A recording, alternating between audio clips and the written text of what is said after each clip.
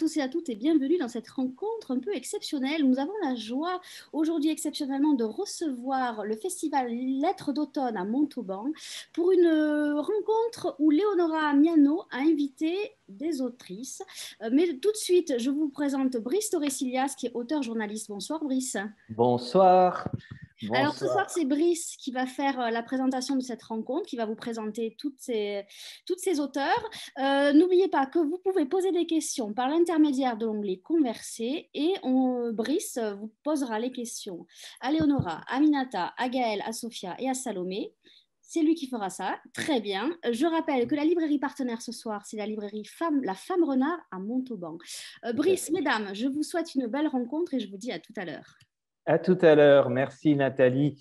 Et bonsoir à tous. Alors effectivement, nous en direct de Montauban, enfin nous, moi en direct de Montauban, Confluence en direct de Montauban, puisque ensuite il y a nos invités qui sont répartis, j'allais dire un petit peu partout. On va commencer par Léonora Miano. Je voudrais, avant de la présenter, même si vous la connaissez, je suppose, vous dire que cette soirée, c'est une petite revanche sur celle qui était prévue le 15 novembre dans le cadre du 30e anniversaire du Festival Lettres d'automne. Effectivement, il devait y avoir cette assemblée que je vais vous présenter. Et tant que j'en suis aux présentations, je voudrais signaler que derrière moi, il y a une fresque de Carole Schex qui était prévue pour le festival et qui retrace les invités d'honneur, qui reprend les visages des invités d'honneur sur les 30 années du Festival Lettres d'automne. Léonora, je ne sais pas si vous voyez, vous êtes là. Là, c'est Léonora. Disons que c'est moi. Oui. Ah, ne soyez pas vache. Mais je ne vois pas assez bien pour être vache. Donc non, vous êtes très belle. La différence, c'est que vous ne portez pas de lunettes, là. Ça m'arrive aussi. Donc, Léonora Miano, elle est née à Douala, même si aujourd'hui, elle est au Togo, à Lomé. Elle a passé son enfance et son adolescence au Cameroun. Alors, je vais aller vite pour laisser la parole à toutes ces autrices. Elle a été Goncourt des lycéens pour Contour du jour, prix Femina pour La saison de l'ombre, prix Seligman aussi pour Écrit pour la parole. Et pour l'ensemble de son œuvre, lauréate du Grand Prix, je lis mes notes, hein, excusez-moi si je détourne le regard, lauréate du Grand Prix littéraire de l'Afrique noire en 2011. Pour les deux dernières œuvres, il s'agit côté roman de Rouge impératrice et côté essai Afropéa, utopie post-occidentale et post-raciste. Donc, merci Léonora d'être avec nous et de nous avoir permis de découvrir pour certains ou de retrouver nos invités, vos invités. C'est par exemple, on va commencer par Aminata Aidara. Bonsoir Aminata. Bonsoir Brice. Ravi de vous entendre. Vous êtes italo-sénégalaise. Vous êtes où en ce moment, là? Dans le sud de la France. Dans le sud de la France. Votre livre « Je suis quelqu'un », prix Alain Fournier, mais auparavant, vous aviez écrit des nouvelles en français et en italien, dont La fille au cœur de papier, qui avait reçu le prix, je vais mal le dire, Premio Chiara, c'est bien ça? Oui, c'est ça. Voilà, en 2014. Et donc, dernier roman, enfin, premier roman, puisque Oui. auparavant, il s'agissait de nouvelles. Premier roman, 2018. J'insiste, Je suis quelqu'un, un très beau livre, mais je suppose que nous aurons l'occasion d'en parler. Et Léonora m'a déjà dit tout le bien qu'elle pensait de ce livre. Donc, ce sera elle et à vous d'en parler. Salomé Berlemont-Gilles, bonsoir. Bonsoir. Vous trouvez-vous, Salomé? Je suis en direct de Paris. En direct de Paris, la Parisienne qui a écrit comme premier livre Le premier qui tombera, histoire de la dégringolade sociale d'un jeune Guinéen qui quitte Conakry pour Paris. Vous avez en premier temps remporté le concours de nouvelles de la conférence Olivier. Vous aviez 20 ans à cette époque-là. Hein, vous êtes encore très jeune, mais brillante, et vous êtes lauréate de la bourse écrivain 2020 de la Fondation Jean-Luc Lagardère pour votre prochain roman que nous attendons et qui a déjà un titre, je crois. Oui, pour l'instant, qui a un titre de travail qui s'appelle Auxiliaire. Auxiliaire, qui concernerait les auxiliaires de vie. Voilà. Ouais. Très bien. Donc, Gaëlle Octavia. Bonjour Gaëlle, vous êtes beaucoup plus loin de Montauban que Salomé, par exemple. Oui, on peut dire ça. Je suis en Martinique. Vous êtes en Martinique. On vous remercie également d'être là. Dramaturge, réalisatrice, peintre, poète, nouvelliste, romancière. Non, je n'en oublie pas, mais c'est déjà beaucoup, beaucoup. Son premier roman s'intitulait La fin de Mme Babi, ou Babi ou Baby, dites-moi comment prononcer. Mais chacun dit ce qu'il veut. D'accord. Et vous dites quoi? Dis Babi. Ah, Babi. Mention spéciale du prix Weppler 2017 et le suivant paru en 2020, La bonne histoire de Madeleine Demetrius. Léonora sera d'accord avec moi, il est écrit dans une langue somptueuse. Extraordinaire, j'en ai presque pleuré. On en reparlera. Il évoque les liens qui unissent les femmes et il parle également du métier d'écrivain. Et pour terminer, ou plutôt pour commencer, mais pour terminer les présentations, Sophia Aouin. Alors, vous êtes reporter, documentariste et autrice. C'est bien ça? Oui, écrivain maintenant, mais anciennement journaliste. Ouais. Anciennement journaliste. Oui, effectivement, vous avez travaillé pour France Culture, pour RFI, pour France Inter. Et en 2019, votre premier roman, là j'ai la version poche, Rhapsodie des oubliés, prix de Flore 2019. Il était aux éditions de La Martinière avant d'être repris en livre de poche. Un jeune adolescent de 13 ans qui grandit dans le quartier de Barbès. Un livre, je peux dire, qui swing. Oui. Alors, Léonora, j'ai bien compris que vous ne souhaitiez surtout pas qu'il s'agisse d'une assemblée qui se tourne uniquement vers vous et qui… Mais il n'en est pas question. Voilà, qui vous tresse des louanges, mais il s'agit d'un échange à égalité. Et je le conçois d'autant plus que quand vous m'aviez parlé précédemment de ces autrices, vous avez utilisé un mot qui vraiment a frappé mon oreille. Vous m'avez dit que vous étiez admirative. Ah oui, oui. Alors, je vous laisse nous expliquer pourquoi et revenir un peu sur le choix de ces autrices. Non, moi, je suis quelqu'un qui aime le talent des autres. Ça me porte, ça me fait du bien. Je suis réjouie à chaque fois que je trouve que quelqu'un a du talent. Elles en ont toutes, mais elles ont plus que ça. Elles ont un point de vue, un regard, un tempérament, de l'érudition pour toutes et un vrai univers. Alors, par qui commencer? Sophia m'a attrapée par le son. Son roman est une composition, c'est une compositrice. C'est quelqu'un qui… c'est à la fois le son et l'image, mais c'est vraiment beaucoup, beaucoup le son. Et dans la littérature, ce qui compte, c'est bien sûr l'aventure humaine, l'expérience des personnages, mais c'est la manière surtout, c'est la manière qui nous retient. Et Sophia Aouin est déjà un grand écrivain. Elle ne le sait peut-être pas, mais elle est déjà un grand écrivain parce qu'elle a la manière. Et puis, au-delà de ce qui est raconté et que les lecteurs découvriront, il y a de très belles références littéraires, parfois un peu appuyées, mais ça m'a plu. Ça m'a plu de retrouver Ça veut dire Zola. quoi, parfois un peu appuyées? C'est qu'elles sont évidentes si on connaît un peu la littérature française, le roman naturaliste du 19e.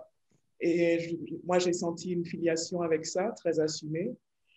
Et je pense d'ailleurs que le roman se déroule en partie là où Zola avait campé l'Assommoir. Oui, exactement. Donc, voilà, donc, et je trouve ça beau. Je trouve ça beau de convoquer ces références-là et d'y mêler le hip-hop si on a envie et d'autres choses encore, plein de musiques différentes qui… comment dire,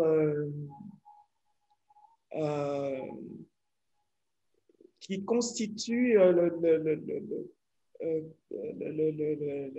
la manière dont sonne l'écriture de Sophia Aouin. On est vraiment happé tout de suite par la première page du livre. On sait qu'on veut savoir, qu'on va le finir, qu'on a envie. Et ça, tout le monde ne réussit pas souvent. on merde un peu au début avant de se reprendre. Là, c'est impeccable, tout de suite impeccable. Sophia, je vous laisse nous parler en réaction à ce qui vient d'être dit. Tout d'abord, je voulais vous remercier pour l'invitation et merci à mes camarades écrivains. Et je trouve ça formidable, justement, comme disait Léonora, de pouvoir travailler en commun avec des auteurs ou des autrices avec qui on partage un même continent qui est celui de la littérature. Et ce que j'aime dans cette démarche-là, c'est avant tout l'idée de tisser des ponts qui soient sonores, visuels, littéraires. Et précédemment, j'ai été très triste que la rencontre n'ait pas lieu en visu, donc même moi si aussi. on est allé énormément. J'aurais même aimé me téléporter au Togo, à Lomé pour rencontrer Léonora, parce qu'il faut savoir un truc, c'est que on ne s'est jamais rencontrés en fait uniquement par les livres, et c'est la première fois qu'on se parle. Et ce qu'il y a d'intéressant, c'est que ce sont avant tout, j'allais dire, des rencontres par les mots et par ce grand continent qu'est la littérature. Et je me sens proche, comme on dit en Afrique, par le cousinage de cette femme, de son parcours, de ce qu'elle raconte. Et l'entendre dire qu'elle a ressenti les mots que j'ai mis dans un premier roman avec ses défauts et ses qualités, ça me touche profondément. Et je dirais que l'idée, c'est qu'on soit toutes différentes, mais qu'on soit reliées par une seule langue qui est la langue française, et qu'on en ait fait chacune une appropriation, ou en tout cas un moyen de pouvoir toucher des âmes complètement différentes. Sans faire de la télévangélisation, je suis très touchée. Voilà, je suis très touchée en tant qu'écrivain. Non, mais moi, j'ai été bouleversée par les livres. J'ai été bouleversée par la petite fille d'Algérien. Voilà. C'est un très beau roman. C'est un très beau roman. Merci beaucoup. Mais le fond et la forme. Ce sens musical, il est partagé par vous toutes, j'ai l'impression. Hein, il y a une musique chez Aminata et Dara, par exemple. Vous n'êtes pas d'accord, Léonora, pour vous permettre de légitimer encore vos choix. Non, mais il se légitime tout seul de toute façon, et je pense que les lecteurs et lectrices le verront bien. Aminata, je me reconnais dans beaucoup de choses, et dans beaucoup des choses qui lui seront reprochées. Ça veut dire quoi? Elle fait tout ce qu'on n'est pas censé faire quand on écrit des romans en France. Mais elle le fait bien. Alors, Aminata, c'est bien sûr l'imagination et l'imaginaire puissant, un grand amour de la poésie, mais aussi de la pensée. Et elle ne peut pas s'empêcher de faire penser son roman, ce qui en principe est interdit en France, de le faire penser de manière aussi ostensible. Et donc, il y a des références intellectuelles en abondance dans le roman d'Aminata. Il y a même une certaine Léonora Miano qui est citée. Et on aurait pu s'en passer parce qu'il y a des très grands. Il y a des très grands. Mais pour être sérieuse, pour parler du texte lui-même, c'est un roman qui est atypique dans la mesure où, alors ils le sont tous d'un certain point de vue, mais ici il y a peut-être une hybridité formelle plus appuyée et qui, je pense, ressemble à la sensibilité de l'auteur et à son parcours, et qu'elle ne pourra pas congédier. Elle est plein de choses à la fois et elle est obligée de les convoquer toutes. Et je pense qu'elle sera aussi une grande essayiste si elle a envie d'écrire des essais. En tout cas, voilà une belle sensibilité romanesque, de beaux personnages, les thèmes qui sont ceux de la littérature. Depuis les Grecs, on n'invente plus de thèmes. Hein. Voilà, la famille, le secret de famille, la constitution de l'individualité. C'est pour ça que le roman s'appelle « Je suis quelqu'un », je pense, parce que les personnages sont là en quête d'eux-mêmes et cherchent une façon d'échapper à la fois au déterminisme familial, mais aussi à celui de la société, aux injonctions sociales. Hein, donc, c'est un roman qui est à la fois vraiment un travail d'invention, de création, mais aussi une réflexion sur plein de thématiques qui nous travaillent tous et dans lesquelles je me reconnais beaucoup. Donc, c'est vraiment une petite sœur intellectuelle, Aminata Haidara. Aminata, on revient sur le fait qu'on découvre justement au détour d'une page le nom de Leonora Miano. Oui, d'accord. Bon, déjà, bonsoir à tout le monde et je suis vraiment honorée d'être là. C'est une grande émotion pour moi. Et donc voilà, déjà, je voulais beaucoup vous remercier chaleureusement de cette invitation. Et concernant ce que je viens d'entendre, c'est vrai que vous avez appuyé sur quelque chose de réel, c'est le fait que j'aurais du mal à me congédier de cette hybridité expressive, parce que même dans la suite que je suis en train d'écrire de Je suis quelqu'un, effectivement, il y a cela, et je pense que c'est le besoin de cette forme correspond aussi à un besoin de contenu assez hétérogène, et c'est ma façon de m'approprier des personnages, en fait. C'est les personnages de Je suis quelqu'un m'habitent, mais de façon différente. Donc, je ne peux que leur donner ces voix-là, même si je me force de créer un roman, peut-être tout à la troisième personne ou à la première personne, j'ai vraiment du mal pour l'instant. Donc, c'est… Il ne faut pas se forcer. Si ça doit venir, ça viendra. Ça viendra tout seul. Oui, je me dis effectivement, peut-être par la suite, j'y arriverai, mais pour l'instant, c'est comme ça. Donc, déjà, vous avez très bien vu. Et puis, concernant la citation, c'est clairement, comme vous avez dit, je me sens en tout cas une petite sœur intellectuelle, j'en suis honorée.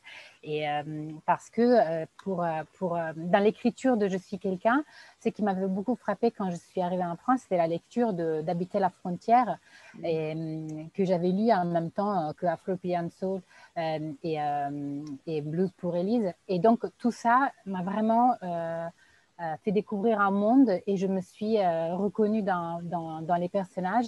Et aussi, j'ai commencé à regarder la réalité française dans laquelle je m'approchais pour la première fois réellement, parce que je n'avais jamais vécu en France, avec ce prisme. Et donc, tout doucement aussi, le personnage d'Estelle est né par rapport aussi à des expériences. Et voilà. Le personnage d'Estelle est un des personnages principaux de Je suis quelqu'un, hein, précisons-le. Oui, pardon, c'est vrai.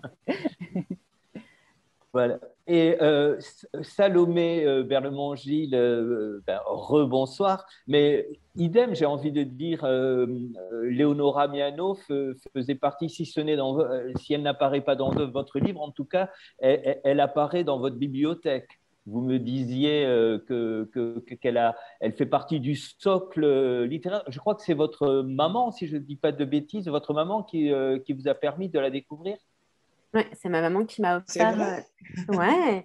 Oui, mais ma maman, qui est prof de français, fait étudier vos livres en plus. Je crois qu'elle est là en plus. Mais donc, non, c'est depuis très longtemps. Bonjour Carole. Depuis très longtemps, j'ai grandi avec les livres de Léonora. Et je pense que d'ailleurs, la filiation, ou en tout cas l'inspiration, elle se voit, c'est assez évident. En tout cas, moi, je m'en sens très proche, et c'est pour ça qu'il y a une émotion qui est particulière à être là, parce que ça fait toujours plaisir d'avoir une forme d'encouragement ou de reconnaissance. Ça fait encore plus plaisir quand c'est quelqu'un qui t'a porté, et qui t'a porté en tant que lecteur et après en tant qu'écrivain. Je n'en avais aucune idée. Moi, je suis tombée sur le livre de Salomé. Enfin, bon, on a le même éditeur, et donc je regardais les nouveautés de Grasset, j'ai vu le titre. J'ai vu un petit pitch et j'ai dit, envoyez-moi ce livre, j'ai envie de le lire. Je ne savais rien de Salomé. Et alors, la claque. Alors, Salomé est brillante. Dès la première page, mais la maîtrise incroyable et l'intelligence humaine du texte. Et vous me disiez qu'elle était gonflée. Enfin, justement, vous avez apprécié son audace parce qu'elle prend à bras le corps des personnages des Guinéens, par exemple, et que ça, vous aviez c'est-à-dire que c'est même pas de l'audace, c'est-à-dire qu'elle s'autorise simplement à être un écrivain. Voilà. Alors qu'aujourd'hui, on nous explique qu'il faut être d'un endroit pour écrire sur les choses. je pense que si on lit le texte de Salomé sans savoir qui elle est, on ne se pose pas la question de l'origine de l'auteur. Tout est juste, parce qu'elle a bien travaillé. Et ce n'est pas seulement juste, c'est beau. C'est beau, c'est magnifique. C'est un très, très joli premier roman. C'est déjà un grand livre. Et d'ailleurs, je ne suis pas la seule à le dire, parce que je pense que le livre a déjà été maintes fois primé, Salomé. Oui. Il a déjà été très récompensé. Donc, on est nombreux à l'avoir remarqué. C'est un roman brillant. Et on se demande comment une si jeune femme peut déjà pénétrer si profondément dans la complexité des êtres et de ce qui peut leur arriver. Ce n'est pas un roman de petite fille, c'est un roman déjà d'une grande maturité et encore une fois très beau. Donc, je suis impatiente de lire le prochain parce que j'ai le sentiment que Salomé est une aventurière, une exploratrice et qu'elle ne fera jamais deux fois la même chose. Donc, je pense que celui qui suit risque d'être assez différent. On va peut-être retrouver cette attention aux êtres. Oui, à l'humain. Mais que l'univers sera tout à fait autre. Et je suis déjà très impatiente de le découvrir. En tout cas, j'ai été presque transportée de joie parce que, comme je vous dis, j'aime aimer le talent des autres. J'aime le talent des autres. Et c'était vraiment bien. Alors, ça m'a fait du bien de lire ça. Si je peux me permettre, avant de dialoguer avec Gaël Octavia, vous dites « j'aime découvrir le talent des autres » et vos invitations le prouvent et vos propos le prouvent. Mais j'avais entendu dans un podcast que vous vous présentiez, ce n'est pas moi qui ai sorti ce mot-là, n'ayez pas peur. Vous disiez « je suis égocentrique », mais vous êtes le contraire de l'égocentrique. Non, comme auteur, je suis très égocentré dans la mesure où lorsque j'écris, je ne me pose pas la question du lecteur, de ce qui peut le choquer ou pas. En ce sens-là, d'accord. Voilà, en ce sens-là. D'accord. Mais quand j'ai fini d'écrire, j'aime les gens. Quand j'ai fini d'écrire, j'aime les gens et les autres artistes. Et ce sont des artistes que nous avons en face de nous. Donc, Gaël Octavia. Et Gaël Octavia, vous m'aviez dit que vous aimiez son style. Et par ailleurs, le fait que justement, elle sort de l'assignation à écriture, c'est-à-dire, en gros, quand on est antillais, on attend tel type de littérature, quand on est subsaharien, on attend tel type de littérature, et qu'après tout, Gaël Octavia, elle s'en fichait pas mal. Non, ce que j'ai dit de Gaël, alors, il faut d'abord que je parle de la manière dont j'ai découvert Gaël. On se connaît depuis quelques années. Gaël m'a été présentée par une connaissance commune. À l'époque, je pense qu'elle n'avait écrit que du théâtre ou peut-être des nouvelles que je n'avais pas lues. Mais j'étais allée en douce visiter un site internet qu'elle avait à l'époque. Je ne sais pas s'il existe encore. Et j'avais vu j'avais vu des bouts de texte. J'avais lu avec avidité. Et je m'étais dit, mais pourquoi elle n'écrit pas de roman? Et donc, j'avais invité Gaël sur un recueil de nouvelles que je dirigeais. Volcanique, c'est ça? Exactement. Érotique, non? Voilà, absolument. Sur le plaisir féminin. C'était il y a 7 ans. Et elle avait composé une très jolie nouvelle. Et je me souviens que dans nos échanges, elle m'avait répondu avec beaucoup de caractère à mes remarques. Et je m'étais dit, c'est très bien, on ne lui fera pas faire. Et réjoui de lire le premier roman, la fin de Mam Baby. Moi, j'ai plein de choses à dire sur Mam Baby. J'aimerais rencontrer une Mam Baby un jour. On a rencontré Mam Baby, figure-toi. On va pas faire semblant de se vous voyez, on se connaît depuis longtemps, tu viens de Donc, j'ai une amie qui a animé, c'est une toute petite parenthèse, mais c'est assez mignon, qui est également écrivaine et qui animait des ateliers d'écriture dans des collèges de la banlieue parisienne. Et il y avait une gamine donc, de 12 ans à peu près qui était la sérieuse du groupe, qui était une petite fille noire à lunettes, très très brillante, très sérieuse. Et donc, elle avait les prénoms des gamins, donc elle s'appelait Mam, bon, ok. Et puis, elle regarde sa fiche et elle voit qu'elle s'appelle Mam Baby. Elle dit, mais jamais j'ai rencontré Mam Baby. Et elle est absolument donc, elle existe. Bon, on espère qu'elle sera comme dans le roman. Mais pour parler de ce que vous disiez, Brice, ce que j'ai dit de l'écriture de Gaël, c'est pas que l'origine antillaise n'apparaisse pas. Mais ah non, je me suis mal exprimé, je ne voulais pas dire ça. Oui, je voulais dire c'est que en fait, sa relation avec tout ce qui la constitue sur le plan identitaire est très apaisée. Donc, ce n'est pas tapageur. Donc, les choses sont posées tranquillement, dans une grande sérénité. Quand il y a un mot du créole, on le trouve normal. On ne se pose pas de questions. On n'est pas dans le... Ça ne revendique pas.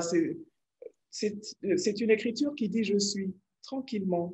Et j'aime beaucoup ça. J'aime beaucoup ça. Et je pense que, malheureusement, en France, on attendrait qu'elle en fasse un peu plus. Que ce soit un peu plus... voilà, pour l'aimer vraiment, on attendrait qu'elle soit un peu plus exotique, alors que quand on prend le nouveau roman, on voit une maîtrise extraordinaire de l'écriture, un grand amour de la langue française, un travail de la ponctuation, mais vraiment, comment dire, extrêmement maîtrisé, qui donne, voilà, c'est un roman qui se passe en grande partie aux Antilles et qui est très français. Qui est très français dans sa facture, mais français dans le bon sens du terme. C'est un roman élégant, la manière dont il est écrit. Et il y a des pages qui m'ont presque tiré des larmes, pas parce qu'elles racontaient, mais simplement parce qu'elles étaient parfaites dans la manière. Et que je la connais, et je me suis dit, et ça m'a émue. Je me suis dit, voilà. Alors, le prochain, on espère voir Gaël sur des listes de prix, sur des listes de grands prix.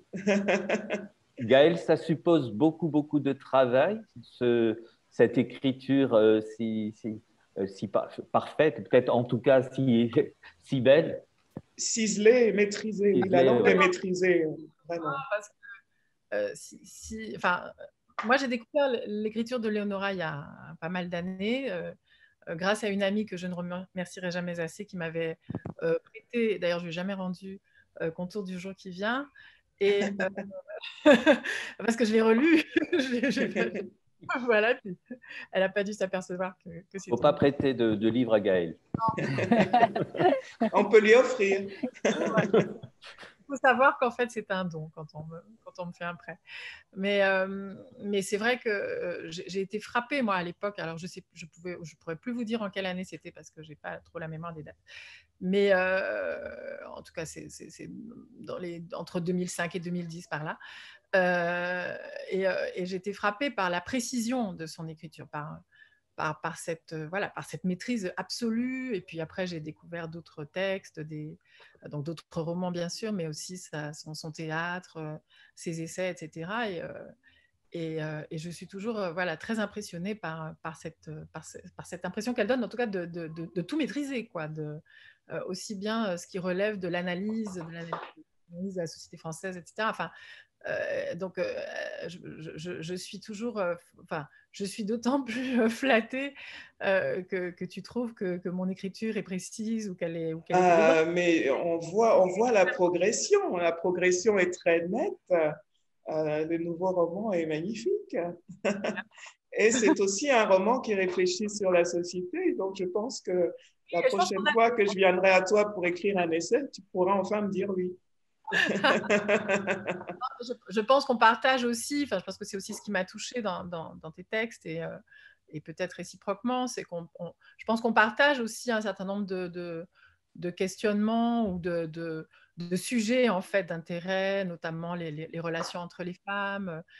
Et pareil, ce que tu as dit tout à l'heure de mon rapport à mon identité qui serait apaisé, c'est vrai, c'est un peu c'est bien moi-même, hein, par rapport à... J'ai l'impression que toi aussi, tu es très, très à l'aise et que tu analyses et que tu fais preuve d'une grande générosité en offrant, je trouve, ton regard, je parle notamment d'Afropéa, sur des populations qui n'ont pas exactement ton expérience sociale, par exemple, puisque tu n'es pas exactement une Afropéenne. Et tu prêtes, je trouve, ton acuité, ton sens de l'analyse, etc., à des sujets. Donc, je suis c'est la deuxième fois que je suis victime de la générosité. Je dis victime exprès, c'est pour présenter de la générosité de Léonora. Donc, tu m'as invité sur ce recueil de nouvelles d'abord et aujourd'hui à nouveau. Mais c'est vrai que la générosité, alors effectivement, Léonora est tout sauf quelqu'un d'égocentrique parce que ta générosité à explorer des thèmes qui ne te concernent pas directement finalement et tu pourrais te dire, bon, les Européens qui se débrouillent. qu'ils écrivent. Oui, mais j'ai vécu longtemps parmi eux. Ils m'intéressent. Vous avez une fille aussi. Vous avez une fille afro-péenne. Oui, j'ai une fille qui ne dirait pas forcément ça tous les jours, mais voilà, le destin de ces personnes m'apporte. Oui, bien sûr, énormément, énormément. Que ce soit d'ailleurs les Afropéens ou tous les Français de ce qu'on appelle en France hexagonale les Outre-mer, je les porte tous à l'intérieur de moi. Je me soucie, voilà, de ce qui leur arrive. Je connais très bien les auteurs antillais depuis longtemps. Je me désole d'en voir si peu de nos jours. Voilà, il n'y a pas beaucoup de renouvellement. Donc, on ne va pas mettre la pression à Gaël, mais pour le renouvellement. Mais on a besoin aussi de plus de littérature qui émane de ces espaces. Moi, je ne connais pas tellement d'écrivains guyanais, je voudrais. Je pense qu'on ne voit pas tous les jours en France hexagonale d'écrivains réunionnais. Pourquoi tout ça est un peu bizarre, quoi. Ou d'écrivains kanaks. Y a-t-il des écrivains kanaks? J'aimerais bien en lire. Ça doit bien exister. C'est peut-être le moment de parler de votre maison d'édition, Léonora, ces écrivains que vous appelez de vos voeux, peut-être que vous allez nous les faire connaître, vous. En ce moment, je fais la cour à un poète kanak. Ah ben voilà. C'est une cour très, très opiniâtre. Pour l'instant, je n'ai pas encore eu gain de cause, mais… Parlez-nous de votre maison d'édition. C'est tout récent, c'est The Quilombo Publishing, c'est ça? Exact.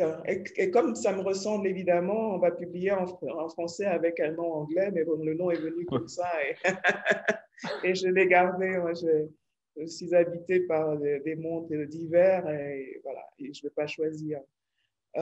Oui, c'est une maison d'édition littéraire. Et quand je dis littéraire, ça veut dire que je n'entends pas faire du parascolaire, par exemple, qui rapporterait plus d'argent. Mais mon ambition est de devenir dans quelques années une référence voilà, pour les jeunes auteurs africains francophones qui ont envie d'être lus partout dans le monde sans nécessairement quitter leur continent et être publiés à Paris. Et donc ça se dessine dès à présent, il faut le faire dès à présent.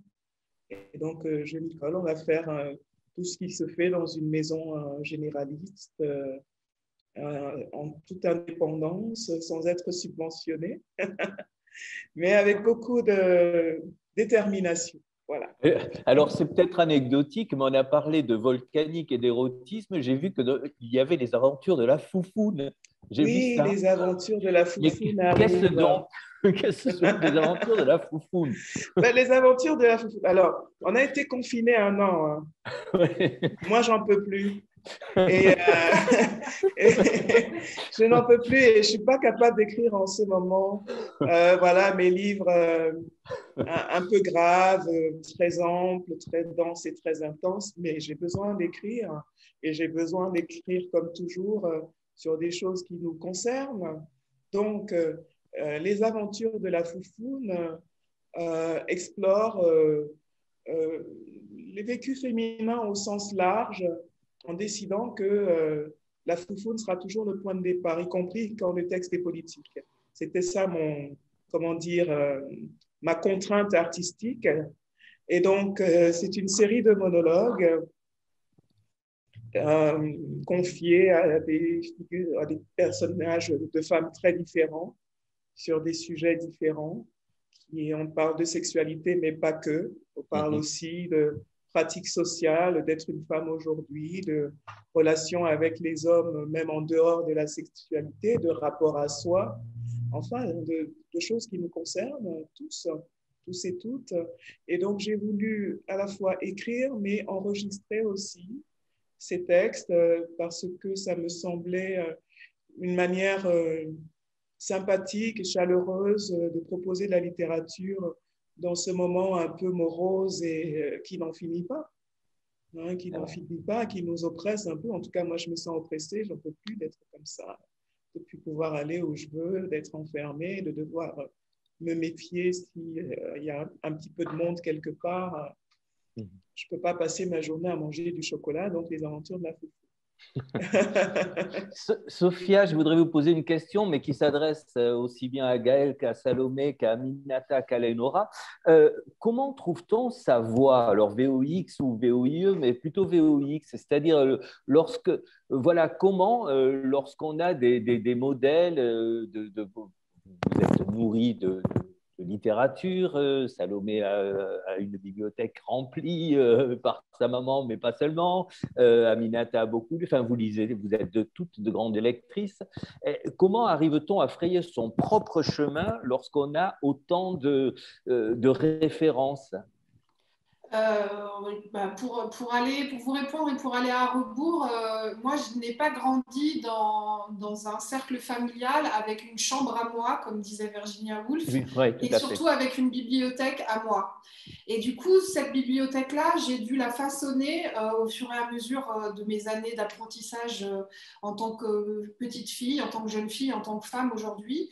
Et je dirais que cette bibliothèque-là, elle est comme aussi ma discothèque ou ma filmothèque. C'est à la fois en fait plein c'est comme une rhapsodie, c'est comme la rhapsodie de mon livre, c'est plein de petits bouts comme ça qui font une identité, qui font une hybridité. Et je dirais que le point commun qu'on pourra avoir toutes dans cette jolie réunion, c'est à la fois d'être des femmes auteurs, mais aussi surtout d'être dans la littérature de l'autre. Et je trouve que entre les livres de Salomé Berlemont-Gilles, de Gaëlle Octavia, dont je connais le travail, et aussi la vie de femme, puisqu'on se connaît depuis longtemps, Aminata et Léonora Miano, il y a quelque chose dans l'altérité qui est très important. Il y a quelque chose aussi, je pense, dans le fait de pouvoir, à travers la littérature, vraiment faire confiance à ce qu'est le continent littéraire, la langue, et en sortant des débats qu'on nous donne aujourd'hui, ceux de l'appropriation culturelle forcément, les débats aussi autour de la langue et du fait. Moi, je trouve qu'en littérature, on peut être qui on veut, comme un lecteur peut faire ce qu'il veut d'un livre, puisque à partir du moment où il est donné au lecteur, nous n'en sommes plus propriétaires, nous l'avons écrit pour le faire entendre. Donc, je dirais que trouver sa voix, c'est à un moment ou à un autre, se donner la liberté de pouvoir être quand on écrit, et aussi après quand on fait voyager le livre et quand on le transmet. Donc, dans mes références qui étaient appuyées, comme disait Léonora tout à l'heure, entre Gervaise, L'Assommoir, etc. Oui, j'ai adoré, moi j'ai adoré ça. C'est avant tout, en fait, parce que c'est l'histoire d'un territoire qui est celui du 18e arrondissement, dans lequel effectivement, il y a des filiations, qu'ils soient littéraires, cinématographiques, et dans lequel moi j'ai voulu réinventer, et je me suis réinventée à travers un petit garçon qui a 13 ans. Donc, c'est un livre qui a tous les défauts et les qualités d'un premier roman, c'est-à-dire que j'ai voulu être qui je voulais. Un petit garçon de 13 ans en proie à ses hormones, une prostituée qui passe par la traite et qui en même temps raconte aussi le destin des femmes immigrées en empruntant au parcours et au naturalisme de Zola, parce que ma Gervaise n'est pas une petite bonne du sud de la France du 19e siècle, elle est une jeune femme issue du Cameroun, passée par le Nigeria, en atterrissant dans les rues de Marcadet-Poissonnière. Et ce sont aussi des êtres que j'ai croisés à travers des balades, à travers mon travail de reporter, et puis à travers aussi, moi, mon statut d'habitante et de femme de double culture. Donc, je dirais que j'ai oublié votre question, mais je suis partie dans un certain lyrisme. Mais en tout cas, pour vous répondre, je dirais que trouver sa voix, VOIE ou VOIX, c'est avant tout une histoire de liberté. Et c'est aussi faire confiance, je crois, à la capacité de la langue française à pouvoir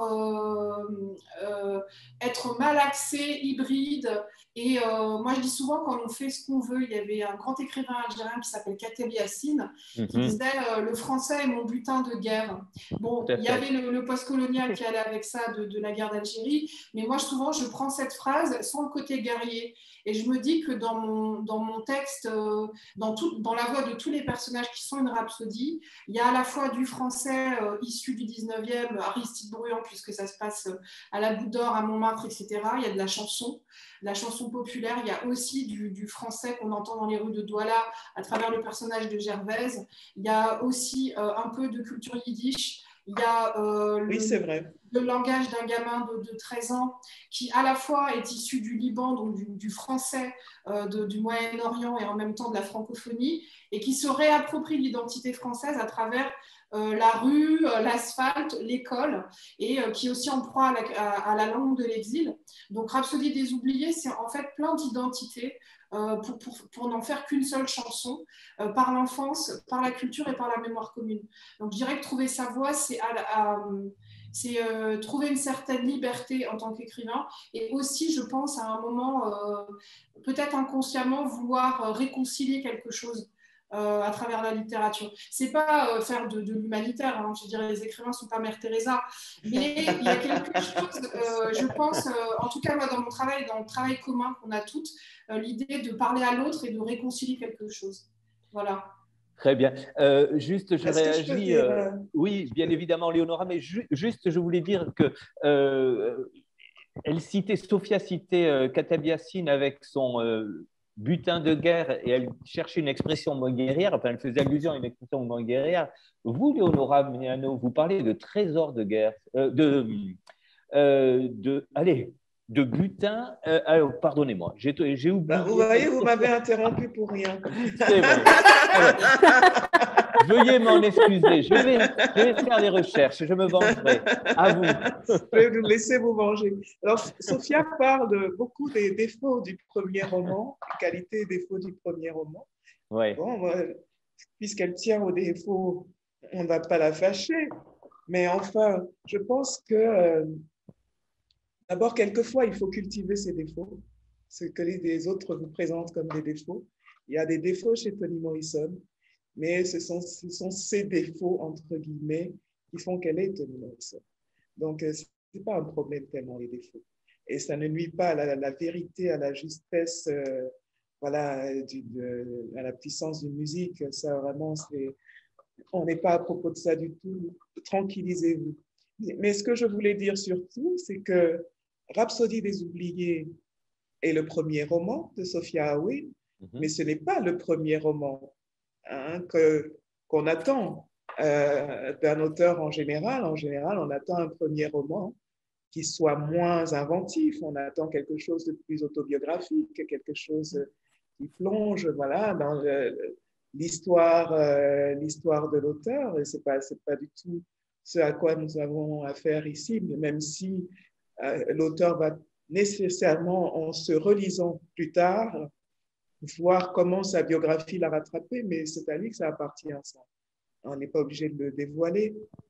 Ce que je veux dire, c'est que c'est déjà autre chose que le premier roman, de toute façon. Donc, on ne parlera pas des défauts et qualités du premier roman, on est déjà dans l'univers d'un auteur. Si vous aviez écrit le premier roman conventionnel, le premier roman attendu, on aurait pu en parler. Mais là, on est déjà dans votre univers d'écrivain, Sophia. Et je suis contente de vous entendre enfin dire que vous êtes écrivain, parce que vous avez eu un peu de mal. Là, je suis en train d'écrire le deuxième roman. Super. J'en doute toujours. Et je pense que les doutes, c'est à la fois du terreau et le principal poison. Et il faut aussi un peu de modestie. Peut-être que après, pas trop, c'est vrai. Mais il y a aussi toujours le problème de trouver sa place dans le monde, et je dirais que écrire, c'est donner une place, et parfois l'autocensure due à un parcours personnel fait qu'on hésite. Mais au fond, souvent, quand je relis mon roman 2 ans après sa sortie, je me dis, je savais peut-être ce que je faisais et que j'étais déjà écrivain.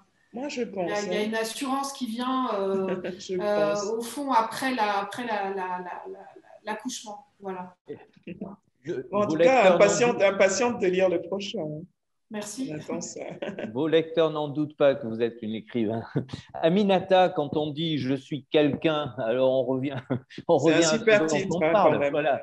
Oui, c'est un magnifique titre. C'est Aminata qui affirme ça, au-delà du personnage, des personnages. C'est Aminata qui rentre dans l'arène littéraire et qui dit « je suis quelqu'un ». Non, c'était pas dans ce sens-là. Non, c'est plutôt vraiment l'idée que tout le monde est quelqu'un et que c'est ça le principal, c'est que chacun puisse atteindre sa propre vérité, sa propre façon d'être au monde en s'autodéfinissant. Donc, c'est un cri pour l'autodétermination des êtres. C'est vraiment la nécessité d'arriver à voir ce que le miroir social nous tend, mais sans se dire pour autant que ça nous correspond, que c'est nous, qu'on a envie que pendant toute notre vie, c'est cette image qui nous soit renvoyée et à laquelle on est censé adhérer. Donc, c'est vraiment une question d'indépendance. Et c'est quelque chose que j'imagine tout le monde peut s'approprier. Et donc, voilà, c'est plutôt ça. Et chercher sa voie, oui, dites-moi. Oui. En fait, voilà, chercher sa voie, on a une vie et pendant toute notre vie, on doit arriver au plus profond de nous pour se comprendre. C'est un voyage magnifique qu'on fait en notre compagnie et c'est un voyage en même temps qu'on fait avec les autres. Donc, il y a beaucoup de compromis, mais il y a aussi des échanges, comment dire, c'est pas des luttes, mais quelque part dans la relation avec l'autre, on doit toujours arriver à des points de mélange. Parfois, on doit céder, parfois, on doit arriver à faire en sorte que l'autre nous reconnaisse pour ce qu'on veut être reconnu. Et en quelque sorte, dans l'échange de mes personnages, c'est ce que je montre. Je montre que Eric donc ne veut pas être identifié que comme l'enfant d'un couple de harkis. Penda ne veut pas être seulement la mère de ses enfants et la femme de son mari et l'amante d'Eric. Bon, des personnages se cherchent et essayent aussi donc de faire en sorte d'être reconnus pour une place spécifique à l'intérieur de leur famille. Et c'est jamais la place que les autres leur donnent. Et non seulement il y a cette lutte, entre guillemets, à l'intérieur de la fratrie, des liens de filiation, mais aussi à l'intérieur de la société. Donc, c'est une quête constante et permanente. Et en ce qui me concerne, personnellement, ma voix dans l'écriture, c'est tissé dès le début de ma vie. Quand j'ai commencé à écrire, à lire, j'avais donc 7-8 ans. Et j'ai toujours eu cette nécessité, en fait. Je ne me suis même pas posé la question. J'ai toujours écrit, de la poésie, des nouvelles. J'ai illustré moi-même à l'école élémentaire. Donc, c'est vraiment une nécessité. Même si je n'étais pas publiée, je pense que j'écrirais. Parlez-moi de la langue, parce que vous avez écrit aussi en italien. Oui, j'ai écrit en 2 langues, en fait. J'ai écrit en italien et j'ai écrit en français. J'écris donc en ce moment principalement de la poésie en italien et je poursuis l'écriture de la suite de « Je suis quelqu'un » en français, alors qu'au début, j'avais écrit « Je suis quelqu'un » en italien parce que j'ai mis du temps. Les personnages m'ont accompagnée pendant des années quand je suis arrivée à Paris, en fait. Et donc, au début, je me parlais surtout en italien. Et donc, j'avais besoin de décrire tout ça en italien. Mais la traduction a été vraiment une réadaptation, un travail magnifique qui m'a permis de mieux saisir les personnages, de rentrer mieux dans leur psychologie et surtout de comprendre à travers le langage. Il y avait aussi toute une culture, en quelque sorte, que dans la langue italienne, parfois, je traduisais. En fait, c'était légèrement à côté de ce que je voulais dire, alors qu'en français, je pense que j'ai saisi bien le sens de la vie de mes personnages qui sont entre la France et le Sénégal. Parce qu'avec ma famille sénégalaise, nous avons toujours parlé en français. Donc, pour moi, ça a été aussi une façon de me rapprocher de serrer les liens aussi familiaux. Et en fait, ce travail de traduction m'a fait aussi comprendre que quand je situe mon histoire en Italie, eh bien, c'est vrai que c'est un exercice d'écrire en français ce que des personnages italiens se diraient entre eux. C'est compliqué, mais je navigue entre les deux, donc... Mais le roman existe en italien? Vous avez écrit les deux versions? Non, en fait, il n'existe plus en italien, c'est-à-dire il existe toujours, mais il est un peu plus court et puis il a été vraiment réécrit. C'est comme s'il y a un prototype, on va dire, une ébauche en italien et il faudrait que je le retraduise, je pense, que je le réécrive. Il devait avoir une version en italien, ouais. Il faudrait le retravailler, je pense. Donc, celui qui est sorti chez Gallimard n'a pas été traduit en italien? Non, j'aimerais, mais pour l'instant, non. C'est tout ce qu'on vous souhaite. Salomé, la même question, trouver sa voie. Bon, on a insisté peut-être un peu trop, ça doit vous agacer sur votre jeune âge, mais malgré tout, c'est parce que ça force l'admiration. C'est parce qu'elle nous épate. Ouais, mais voilà, justement, c'est ce que je dis. Voilà, elle nous épate, ça force l'admiration. La main n'a jamais tremblé, vous avez toujours trouvé tout de suite votre manière d'écrire ou Alors non, ce qui est marrant, c'est que c'est contre-intuitif avec moi, parce que je n'ai pas tout de suite trouvé ma manière d'écrire. Je pense que j'ai tout de suite trouvé quelque chose, un mix de ce que je voulais faire et de ce qui me faisait me sentir bien, mais j'ai mis 5 ans en fait, à l'écrire ce livre, et j'ai mis 5 ans avec beaucoup de versions qui, je pense, étaient loin de qui j'étais et qui en fait n'étaient pas les bonnes parce que c'était loin de qui j'étais. Et je pense qu'il y a il y a deux côtés un peu pervers à être un jeune auteur et un jeune auteur qui écrit...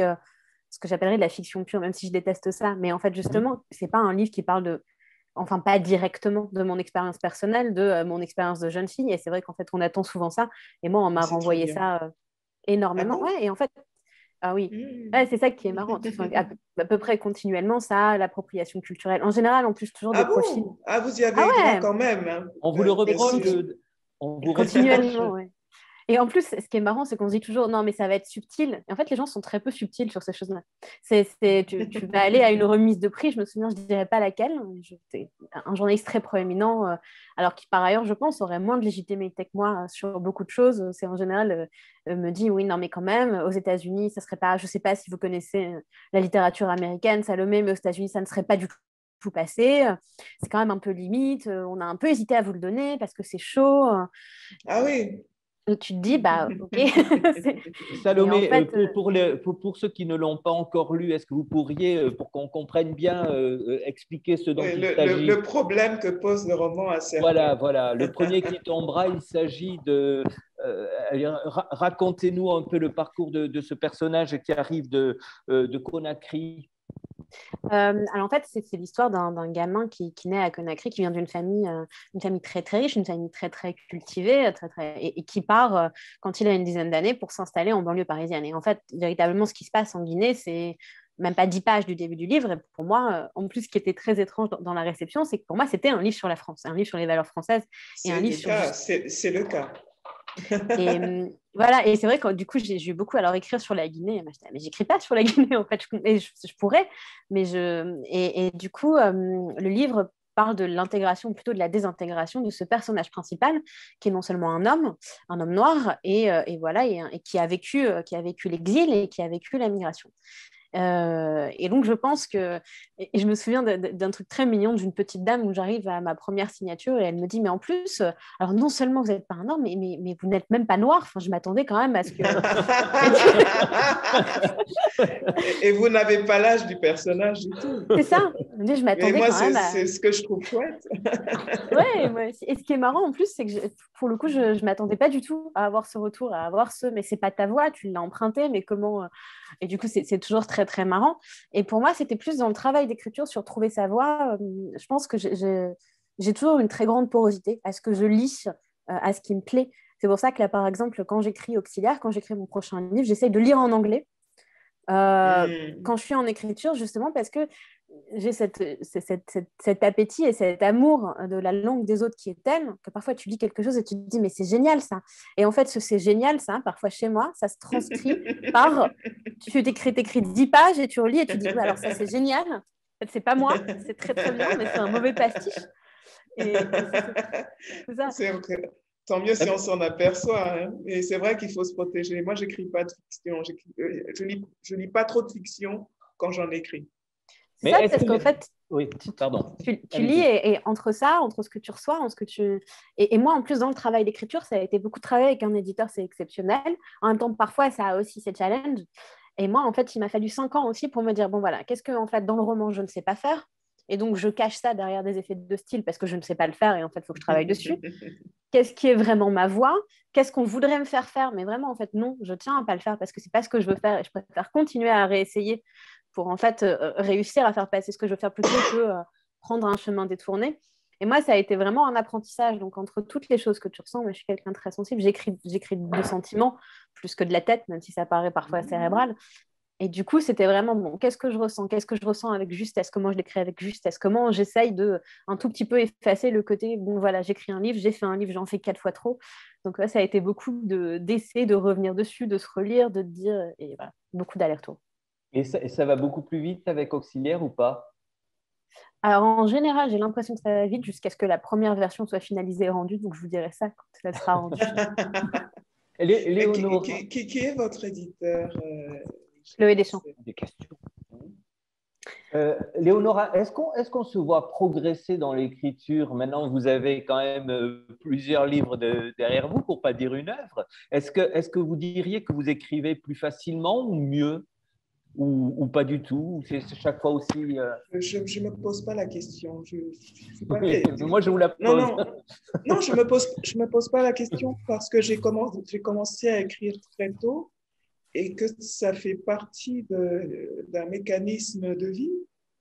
Hein? Donc, c'est sûr qu'avec les années, voilà, on acquiert plus de pratique. De toute manière, j'ai presque 50 ans. Hein? Donc, ça fait maintenant très longtemps, ça fait plus de 40 ans que j'écris. Donc, et j'ai des dispositions pour le faire. Donc, je ne fais pas partie des gens qui souffrent en écrivant, c'est facile. Écrire est facile pour moi. D'accord. Ouais, quelle chance. Gaëlle, vous diriez la même chose? Écrire est facile? Non, c'est pas facile. Après, il y a des moments jubilatoires, il y a des moments où on a l'impression que c'est facile. Il y a des moments, en tout cas dans mon cas aussi, où on se méfie de la facilité et parfois à tort, en fait. Ça m'est arrivé d'abandonner un projet de roman que je reprendrai peut-être d'ailleurs un jour. Ça fait partie des choses. J'ai des tas de choses comme ça inachevées dans mes tiroirs que je reprends dans le désordre ou pas. Et j'avais un texte comme ça qui s'écrivait tout seul. Et je me suis dit, c'est pas possible, ça doit vraiment être mauvais, parce que c'est pas possible qu'un truc s'écrive tout seul comme ça.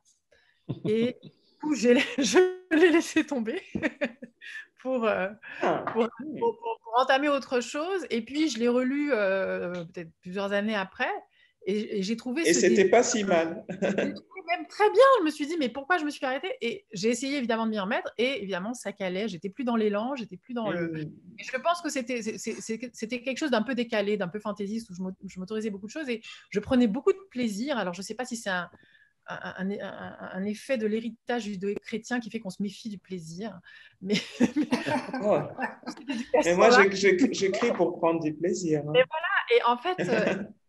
c'est assez compliqué parce qu'il faut aussi quand même avoir de la lucidité sur ce qu'on écrit et se rendre compte quand ça ne va pas et savoir qu'il faut retravailler, etc. Mais il y a des choses qui s'écrivent plus facilement que d'autres. Moi, le deuxième roman, La bonne histoire de Madeleine Démétrius, s'est écrit plus facilement. Ça ne veut pas dire qu'il s'est écrit facilement, mais il s'est écrit plus facilement que La fin de Mme Baby, qui m'a demandé beaucoup plus d'années de travail. La fin de Mme Baby, ça a été à peu près 7 ans de travail avec beaucoup d'abandon. J'ai pas fait que ça pendant 7 ans, mais j'ai souvent laissé tomber en me disant j'arrive pas à faire ce que je veux faire. Manifestement, je n'y arrive pas. Mais ces difficultés, elles reposaient sur quoi? Elles correspondaient à quoi? Dans La fin de Mme Baby, c'était la structure, c'était parce que c'est-à-dire que c'est un roman dans lequel il y a un certain mystère, on va dire. Il y a des choses que je ne veux dévoiler qu'à un certain moment de l'histoire. Donc, ça impliquait de se placer dans un certain flou. Mais voilà, c'était le dosage entre ce flou, entre comment je rends quand même mon personnage, qui est un personnage, la narratrice de La fin de Mme Baby, donc qui s'appelle Aline, est un personnage qui dit très peu d'elle-même, qui parle beaucoup des autres, qui raconte la vie des autres, et puis donc on peut la perdre. Enfin, il y avait ce risque de la perdre, il y avait ce risque qu'elle soit trop à distance. Donc il y avait un juste équilibre à trouver. Voilà, il y avait des tas de choses qui faisaient que pendant longtemps, j'ai eu donc plusieurs versions de ce texte, et à mon sens ça ne marchait pas, donc je ne voulais pas le proposer. Alors moi, ma chance, c'est que les 2 romans qui ont été publiés chez Gallimard, ils sont publiés quasiment dans la version que j'ai donnée à l'éditeur.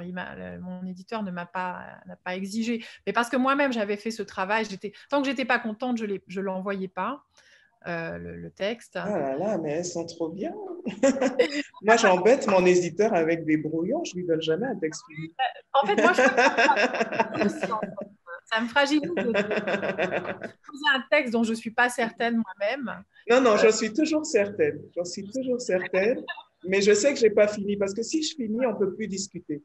Oui. Il n'y aura pas cet échange, je lui laisserai pas la place, donc je préfère lui donner un peu d'espace, qu'on s'engueule, tout ça, et qu'il soit content qu'on se soit engueulé, qu'il s'implique un peu. Mais quand je dis que c'est facile aussi parce que je pense beaucoup avant. Je peux penser à un livre pendant des années avant de commencer à l'écrire. Mais quand je commence à l'écrire, je sais que je vais le finir. Je le connais presque par cœur. Je ne connais pas toutes les péripéties, mais je connais mon livre. Sinon, je ne commence pas. Et est-ce que le doute peut arriver après? Je veux dire par là, est-ce qu'on peut se dire après parution, sur celui-ci, j'aurais pu mieux faire? On se dit ça tout le temps, c'est pour ça qu'on écrit le prochain. On pense toujours qu'on va mieux faire. D'accord. Aminata, ça l'a fait rire. Non, mais oui. Oui, vous êtes d'accord? Oui, je pense que surtout tant que des personnages n'ont pas fini de nous hanter, n'ont pas fini d'habiter en nous, de nous parler, etc., c'est vrai qu'on a besoin de les coucher sur le papier. C'est impossible de faire autrement, quoi. Je voudrais commencer à vous faire part des questions de nos spectateurs et spectatrices. Ça m'intéresse. Alors, oui, mais alors, vous allez voir, c'est du lourd. Ah bon? Oui, par exemple, comment nos conférencières définissent-elles la littérature? Oh là là, personnellement, je passe mon tour. Joker. Sophia, c'est vous qui voulez passer votre tour? Non, je plaisante. Ouais, est-ce alors que vous ça commencez. se définit? Est-ce que ça se définit? Je dois commencer. On va laisser je vais laisser Léonora répondre puisqu'elle nous a gentiment invités, donc elle va prendre la responsabilité. Qu'est-ce que la littérature? Ça va se passer comme ça. Moi, j'ai pas de réponse intelligente à ça. Ouais. Pour moi, la littérature, ce qui s'écrit et qui peut porter le nom de littérature, ça mêle en réalité différentes disciplines. Pour moi, je pense qu'une bonne sensibilité littéraire, c'est une sensibilité, oui, qui aime, s'intéresse à la fiction au sens large, parce que le théâtre, c'est de la fiction. Hein. On invente aussi une histoire, c'est juste qu'on va plutôt la dialoguer, mais ça reste de la fiction. Sensibilité littéraire, c'est donc ça, c'est tout ce qui rentre dans ce que les gens reconnaissent pour être de la littérature, donc fiction, poésie, mais aussi l'histoire et la philosophie. La philosophie fait partie de la littérature? Pour moi, oui. Pour le type de littérature que je produis, en tout cas, la philosophie est nécessaire. Et donc, que répondre à ça? C'est-à-dire que la littérature, c'est ce que les humains ont inventé pour comprendre le monde en racontant des histoires. Et que ces histoires soient écrites ou non, d'ailleurs, parce que toute littérature n'est pas nécessairement écrite. Mais tous les peuples produisent une forme de littérature. Et je pense que c'est ça. Pour éviter de s'entretuer. Oui, probablement aussi pour éviter de s'entretuer, mais ce sont les récits que l'on produit pour faire sens de notre présence dans le monde, pour comprendre le monde, comprendre notre vie là. Et voilà, c'est pour ça d'ailleurs que forcément la philosophie en fait partie. Parce que la philosophie, c'est tout ce questionnement aussi. Mais pour moi, c'est ça la littérature, sans parler de manière spécifique de la produire, parce que je pense qu'en plus, on rentre dans une époque où peut-être elle sortira de plus en plus des livres pour s'intéresser à d'autres supports, mais que ce sera malgré tout de la littérature. Quelqu'un veut réagir à ça? Salomé, je vous vois opiner. Non, sur les autres supports, en fait, je pense que c'est quelque chose qui est important et qui est très vrai. On voit avec la sphère du podcast, avec beaucoup de choses. Et c'est aussi intéressant dans ce que ça donne d'accessibilité à la littérature, dans ce que ça donne d'accessibilité, puisque l'objet du livre peut parfois faire peur. Donc, c'était juste là-dessus que j'opinais. Alors, mais en revanche, on peut rester avec Salomé sur le choix du roman.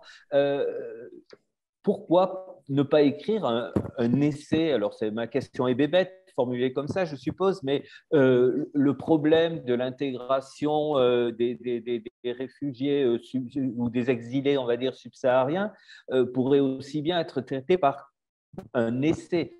Vous avez choisi le roman. Sur quoi repose ce choix? C'est une force plus grande du roman comment devient-on romancière, en fait? Je pense que ce qui est marrant, c'est qu'il y a un côté qui est qu'à mon avis, ces thèmes, et ces grands thèmes qui pour moi sont politiques, le roman est un très bel espace pour les traiter. C'est un très bel espace parce que ça permet d'explorer des silences et de les explorer d'une très bonne manière, d'une manière où tu n'as pas besoin d'avoir une thèse, tu n'as pas besoin de la défendre, et en même temps, ça fait passer beaucoup de choses. Le format du roman, c'est un format unique. Et ça permet de traiter le sujet avec une richesse que tu ne retrouves pas dans d'autres formats. Et après, pourquoi le choix du roman? Dans mon cas, ce n'est pas un choix. C'est assez simple et c'est peut-être absolument anti-dramatique comme réponse, mais ce n'est pas un choix. Je pense que je suis auteur de fiction parce que je suis auteur de fiction et je ne me suis jamais posé la question. Oui. Est-ce que c'est aussi un outil qui permet de se questionner soi-même? Est-ce que ce qu'on écrit, c'est parce qu'on a la réponse et qu'on cherche à la transmettre, ou c'est parce qu'on s'interroge? Ça, c'est pareil, je ne me suis pas posé la question. Est-ce que c'est... je pense que tu écris forcément avec toi-même. Donc, sans t'interroger sur toi-même, tu ne peux pas écrire depuis un point de vue, depuis quelque chose qui était totalement extérieur. Dans mon cas, pour mon expérience personnelle, je ne me suis pas dit j'ai des réponses sur la vie, voici un livre qui va présenter mes réponses sur la vie. Pas sur la vie, mais du moins sur ce problème-là. Mais sur ce problème-là, non, c'était... Je pense que quand tu vas passer autant de temps et avec une telle intimité que tu passes quand tu écris un roman, tu as besoin de quelque chose qui te touche profondément et que tu peux porter, même si c'est pour dire j'ai pas la réponse et j'en sais rien et tout ce que ça me fait, c'est que ça me met en colère ou que ça me cause de la douleur. Ou voilà. Je pense qu'on a forcément quelque chose à dire, mais moi, par exemple, dans tous les thèmes qu'il y a dans le livre, c'est-à-dire le thème de l'identité, le thème de la colère, des choses comme ça, j'ai réalisé que j'avais mis énormément de moi et de mon expérience personnelle après l'avoir écrit. Parfois par des choses qui sont extrêmement violentes, parce que toi, tu te dis j'ai juste écrit une histoire. Ce qui est important quand tu écris un livre. Et après, tu as beaucoup de retours qui vont te dire et qui parfois sont absolument déstabilisants et qui sont bouleversants. Où toi-même, tu vas te relire ou alors on va te dire c'est fou, par exemple, ce rapport entre tel personnage et tel personnage, ça révèle insérer un grand thème personnel pour toi, etc. Et dans mon cas, ce n'était pas forcément conscient. Je pense que tu mets énormément de choses. C'est une très grande interrogation, mais elle n'est pas nécessairement consciente. Tu écris juste avec ce qui est juste chez toi. Et du coup, ça crée ça. Mais... Et si je peux me permettre, oui, bien sûr. Dans le roman de Salomé, je pense que comme essai, il perdrait énormément de la richesse sensible qu'il transmet, parce que c'est, par exemple, si on parlait du parcours du chirurgien comme je sais pas, une personne interviewée dans un essai sociologique, anthropologique, eh bien, ça aurait tout un autre effet. Moi, je suis très admirative parce que vraiment, j'ai pleuré, mais vraiment. Ce roman m'a fait pleurer. L'histoire du chirurgien, pas son histoire, mais la façon vraiment sensible de la raconter. Parce que c'est une histoire assez commune. C'est pas... Qui est le chirurgien, Aminata? Juste en quelques mots, qui est ce chirurgien dont vous parlez? Le chirurgien, c'est le père de Hamadi, qui est le protagoniste du roman Le premier qui tombera. Et donc, voilà, c'est un homme qui vit le déclassement avec beaucoup de dignité, beaucoup de résilience et aussi avec beaucoup d'amertume. Et donc, voilà, c'est ça. Je le décrirai comme ça. Cette question, Léonora, essai, roman, elle se pose tout particulièrement pour vous, enfin en tout cas vous concernant, puisque vous alternez, ou en tout cas vous écrivez parfois des essais, parfois des romans. Qu'est-ce qui fait que Afropéa n'ait pas été, comment dire ça, soutenu à travers un texte de fiction? On pourrait l'imaginer, ou je dis des bêtises? Non, mais je pense qu'il l'a été à bien des égards et que j'avais juste envie, parce que je suis comme ça, de dire ce que je pensais de façon directe. C'est de toute façon, tous les sujets qui traversent cet essai, je pense qu'on les retrouve aussi dans mes romans. Oui, c'est vrai. On n'est pas du tout étonné. Pas du tout étonné à la lecture de l'essai, que ce soit moi qui l'ai écrit, qu'il y a vraiment une continuité. Et d'ailleurs, ce n'est pas du tout un essai conventionnel. Je suis incapable de les écrire comme il faut. Je n'ai pas comment dire, cette écriture analytique. On me disait souvent ça à l'université. Les professeurs me disaient ça quand je rendais mes mémoires. Ils me disaient, mais c'est brillant ce que vous dites, mais c'est écrit de manière trop sensible et poétique. Et je ne sais pas écrire des essais, en fait. Je ne suis pas faite pour ça. Mais j'avais envie de dire ce que je pensais et de le dire maintenant et de façon directe parce que je pense que certaines réflexions doivent être partagées de la manière la plus simple possible. Il peut y avoir une grande complexité aussi dans le roman par tout le fait que le roman soit régi par l'expérience humaine qui est nécessairement complexe.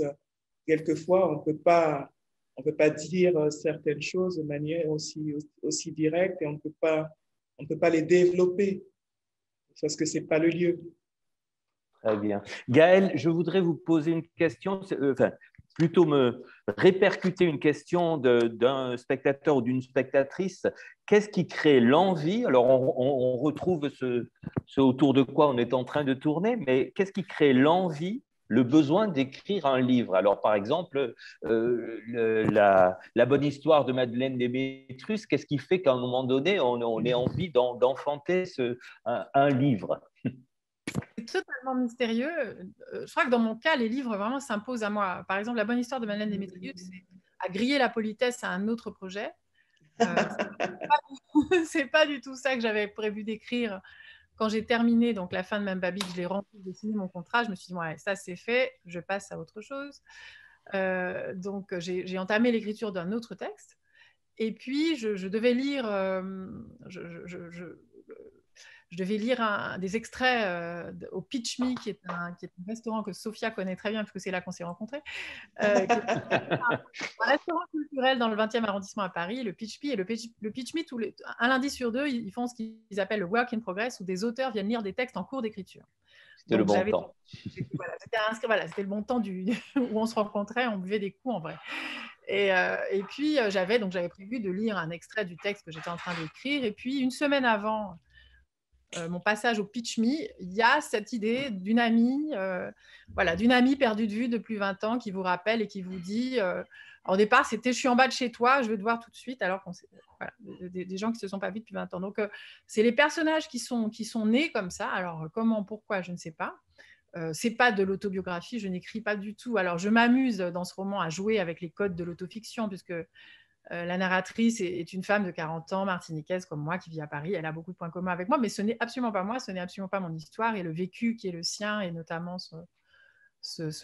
l'identité, en fait, qui est celle qu'elle presque revendique, c'est-à-dire être une fille sans père, être d'une lignée de femmes qui entretiennent une espèce de honte de ce qu'elles sont, de honte de femmes qui ont honte de leur mère. Voilà, elles se définissent comme ça. C'est absolument pas mon vécu.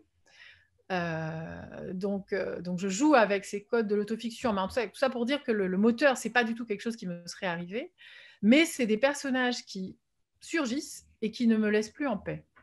Et vraiment, c'est ça, c'est qui naissent et que j'essaie, en tout cas, après, dans l'écriture, je pense que dans mon travail d'écriture, je fais sans doute un travail qui est proche du travail de l'acteur, c'est-à-dire que j'essaie vraiment de me mettre dans la peau des personnages. Donc, c'est pas biographique dans le sens où rien de tout ça, et ce n'est pas non plus inspiré directement de choses qu'on m'aurait racontées, ça ne parle de personne. Et ma peur, d'ailleurs, parfois, c'est que des gens se reconnaissent. Ah, mais ça va arriver. C'est ça.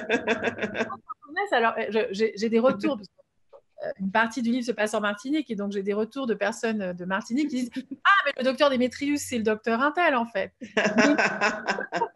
docteur Intel, je ne le connais pas, je n'ai pas pu m'inspirer de sa vie. Je ne savais pas.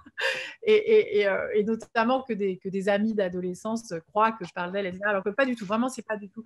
Je ne vais vraiment pas puiser, en tout cas de manière directe, dans le réel. En revanche, j'écris vraiment, c'est-à-dire que les personnages deviennent vivants, dans ma tête, évidemment.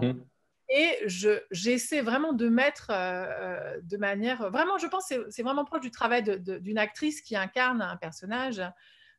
Quand on joue, il ne faut pas jouer, justement. Il faut être. Et je crois que c'est vraiment ce que j'essaie de faire. Sophia, vous reprendriez ces mots à votre compte? Il faut être... Je dirais la même chose, mais en écoutant Gaëlle, ça me fait penser à l'endroit où je préfère écrire. Et moi, ce que j'aime, c'est écrire dans les trains. Ah, et oui. Justement, ce qu'il y a dans les trains, c'est qu'on côtoie les inconnus.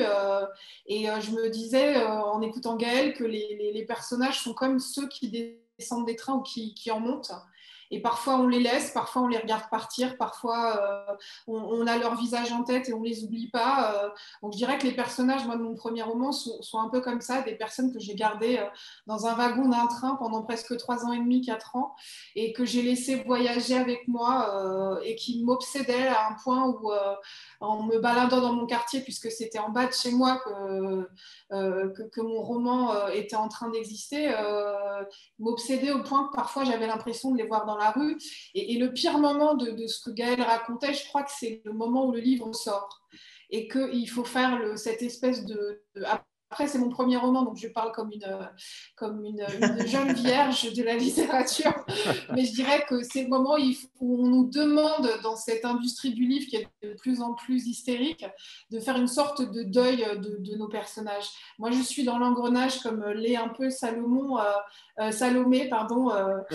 du deuxième. Et le deuxième roman, j'en suis à peine au moment où je commence à faire connaissance avec mes nouveaux protagonistes.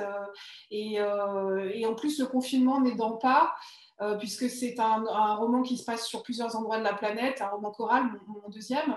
Je dirais que c'est d'autant plus difficile parce que c'est le terreau de l'imaginaire qui doit tout faire. Donc actuellement, je suis seule en train d'essayer d'écrire et je suis d'autant plus obsédée par ça.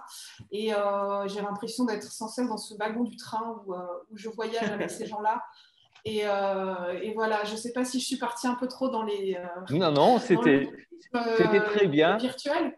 Non. Mais pour reprendre ce que disait Gaëlle, c'est ça, c'est cette sorte de personnes qui nous prennent par la main, certains de force, certains qu'on aime absolument. Léonora disait que ces personnages, elle en tombe amoureux, ou je dirais même que parfois, je pensais à Rouge Impératrice, qui sont pour moi certaines pages des grands moments de littérature érotique ou de littérature du corps et de l'amour. Et tomber amoureux, oui, tomber amoureux, en être obsédé, ou parfois... c'est comme le lecteur qui s'approprie, comme Aminata Aidara parlait du chirurgien dans le livre de Salomé. C'est la même chose, c'est la même démarche que le lecteur peut avoir dans cette espèce de transfert à l'autre. C'est ce qu'on appelle, je pense, tout simplement l'altérité. Il y a quelque chose comme ça. Il nous reste 5 minutes, on va dire. Alors, je pose une dernière question qui est une réaction à ce que disait Gaëlle. Alors, Gaëlle, et puis ensuite Aminata, Salomé, Léonora, enfin, vous pouvez réagir. C'est par rapport à ce que vous veniez donc de dire. Et le spectateur ou spectatrice, encore une fois, est-il possible de ne pas laisser un peu de soi dans les personnages? Comme vous disiez, il ne s'agit pas d'autobiographie. Est-ce qu'il est possible de ne pas laisser un peu de soi dans les personnages? Non, je ne dis pas du tout que je ne laisse pas de moi dans mes personnages. Au contraire, je pense, dans tous les personnages. Parce que justement, je ne suis pas un personnage en particulier et aucune personne vivante, j'ai envie de dire, n'est un personnage en particulier. Mais je suis dans la narratrice de Madeleine Démétrius. Je suis un peu Madeleine Démétrius, je suis un peu Betty, je suis un peu Nina. Eunice, j'étais pas Eunice quand j'avais l'âge d'Eunice, j'étais exactement comme ça. Donc, Aminata. pas des faits, hein, mais je parle des sentiments, des émotions des personnes. Je leur prête beaucoup de mes émotions, bien sûr. Oui. Aminata, même chose, vous êtes Panda, vous êtes Estelle?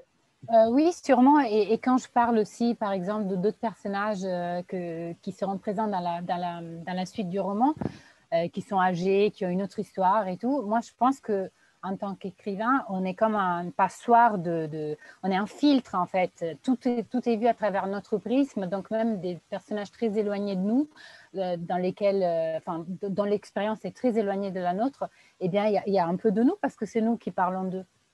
Salomé, même question. Bah ouais, je pense que chaque sentiment, chaque réflexion, tu la vois forcément par rapport à ton prisme. Moi, je le vois plus à la manière d'un peintre, c'est plus des matières et les couleurs. Et après, tu prends la couleur, le sentiment que tu ressens et t'en changes l'intensité en essayant de comprendre le contexte. Et c'est toujours un peu de cœur, un peu de toi et un peu d'esprit et d'intelligence de te dire, bah voilà, dans ce contexte-là, il y a ce sentiment, par exemple, le deuil, le manque, etc. Comment est-ce que moi je l'ai ressenti? Comment je le transpose avec ce personnage, avec son histoire, etc. Mais en fait, tu écris tout par rapport à toi, tu écris tout à travers toi et je pense, il y a de toi partout. Sophia, vous confirmez, y compris quand on écrit à la place de Abad qui a 13 ans ou à la place d'une prostituée ou à la place d'une psychologue, vous êtes tout ça? Ou vous êtes un peu de tout ça? Oui, je suis un peu de tout ça, et ce qui lie tout ça, c'est la langue et la manière dont on réinvente, je dirais, la fiction par la langue. Fictio, ça veut dire tordre le réel. Et je dirais qu'à l'heure, justement, par rapport à votre question sur l'essai ou la fiction, je dirais qu'à l'heure, justement, du storytelling, de la prise de parole sur les réseaux sociaux, à l'heure où, justement, la parole est déchaînée un peu partout, pas pour une utilité publique, je pense à MeToo, je pense à d'autres choses, je dirais que la fiction doit jouer un rôle de plus en plus important parce que c'est une manière de se retirer un peu sur la banquise pour aiguiser justement ce qui nous lie et ce que traverse le monde. Et voilà, donc je dirais que la littérature, ça doit servir avant tout à tisser des liens entre nous tout en faisant évoluer un certain terreau qu'est la langue. Et cette langue-là, il ne faut pas, quand on écrit, se donner soit un combat à mener ou une autocensure ou l'idée, justement, à chaque fois qu'on fait ça en pleine conscience. Je pense qu'écrire est un geste libre et qu'il faut assumer cette liberté-là, quelle qu'elle soit, tout simplement. Eh bien, Léonora, je vous laisse bien évidemment le mot de la fin. Je voudrais juste dire que nous sommes heureux d'annoncer à nos spectateurs et spectatrices que Lettres d'automne va être doté d'un podcast dans lequel on retrouvera lors d'un épisode et Salomé, et Sophia, et Aminata, et Gaëlle, et Léonora. Donc, Léonora, pour conclure, ma conclusion, ce sera vraiment merci infiniment à toutes. Merci. Merci à vous. Et la mienne aussi, et j'espère que voilà, nous avons donné envie à celles et ceux qui nous ont fait l'amitié de nous écouter ce soir, de lire tous ces romans, tous ces beaux romans, et d'attendre les prochains, de suivre les auteurs qui, moi, m'ont enchanté et que j'aime vraiment beaucoup. Et voilà, je suis contente d'avoir pu faire partager un peu de mon intérêt, de mon vif intérêt pour leur travail et pour leur personnalité. Je trouve que vraiment chacune a un tempérament d'auteur fort, déjà bien installé, et que voilà, il faut les suivre. faut les suivre. Merci. Et vous suivre aussi, bien évidemment, Léonora. Merci encore à tous. On n'est pas obligé. Je serai là de toute façon. Nathalie, je vous laisse passer la parole. Je suis revenue parce que je voulais vraiment remercier l'association Confluence qui organise entre autres le festival Lettres d'automne à Montauban de nous avoir fait confiance. Remercier vivement Léonora Miano pour cette belle palette d'auteurs que vous nous avez conviés ce soir. Tous les commentaires étaient dans ce sens-là. Ils étaient ravis de découvrir pour certains des auteurs qu'ils ne connaissaient pas. Je vais rappeler que la librairie partenaire, c'était La Femme Renard à Montauban. Tous les livres de Léonora Miano, de Gaëlle Octavia, de Sophia Aouin, de Salomé Garlemont-Gilles et d'Aminata Haïdara sont à la librairie La Femme Renard, donc, et dans les librairies de France, bien sûr. Donc, un grand merci d'être venu chez nous dans un endroit où aller, où on se sent bien. Merci de nous avoir suivis. On va rappeler qu'à 19h lundi, on se retrouve avec Claire Norton pour son livre qui s'appelle Celle que je suis, paru aux éditions Robert Laffont. Et un grand merci, Brice Torrecillas, d'avoir bien animé cette rencontre avec autant de beaux auteurs. Mesdames, je vous souhaite une belle soirée. Monsieur aussi, je vous souhaite une bonne soirée, un bon week-end. Et à bientôt en librairie. Au revoir à tous.